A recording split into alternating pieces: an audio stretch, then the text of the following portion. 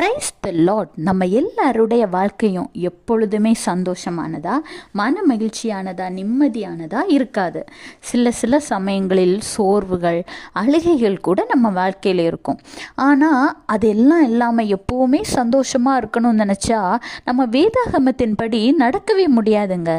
ஏன்னா வேதாகமத்தில் கூட ஒரு மனிதனுடைய வாழ்க்கையில் சந்தோஷமான பக்கத்தையும் பார்க்க முடியும், அதே நேரம் துயரப்பட்ட பக்கத்தையும் பார்க்க முடியும். ஆனால் அந்த துயரமான சூழ்நிலையில் நாம் ஆண்டவரை நோக்கி பார்க்கும் பொழுது அவர் நம்மை அந்த துயரத்திலிருந்து வெளிவருவதற்கான வழிவாசல்களை வேதாகமத்தின் மூலம் கற்றுத்தருகிறார். உங்கள் வாழ்க்கையில் கூட சில துயரமான சூழ்நிலைகள் வரும் பொழுது யார்கிட்டையாவது ஷேர் பண்ணிக்கலாமா, யாராவது ஒரு ஆறுதலாக இருப்பாங்களா அப்படின்னு நீங்கள் நினைத்ததுண்டு. உங்களுக்கு ஒருத்தங்க ஆதரவாக இருக்கணும், ஆறுதலாகவும் இருக்கணும் அப்படின்னு நீங்கள் நினச்சிங்கன்னா, பிறர் கஷ்டப்படும் பொழுது, பிறர் துயரப்படும் பொழுது நீங்கள் ஆறுதலாக இருந்திருக்க வேண்டும். வேதாகமத்தில் கூட ரோமர் 12:15 சந்தோஷப்படுகிறவர்களுடனே சந்தோஷப்படுங்கள், அழுகிறவர்களுடனே அழுங்கள்.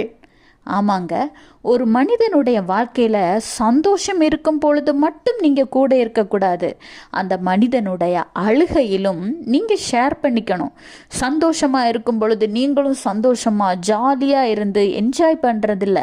ஒரு மனிதன் அழும் பொழுது அவனுக்கு ஆறுதல் சொல்லி அந்த சூழ்நிலையிலிருந்து அவன் வெளிவருவதற்கான வழிவாசல்களை அவனுக்கு கற்றுக் கொடுத்து அவனுக்காக ஜெபிக்கிற பிள்ளைகளாக நீங்கள் இருந்தால் உங்கள் வாழ்க்கையிலும் அந்த சந்தோஷம் அல்லாத துக்கமான காலங்களில் பிறர் உங்களுக்கு இதே போல ஆறுதலின் வார்த்தைகளை கூறுவார்கள்.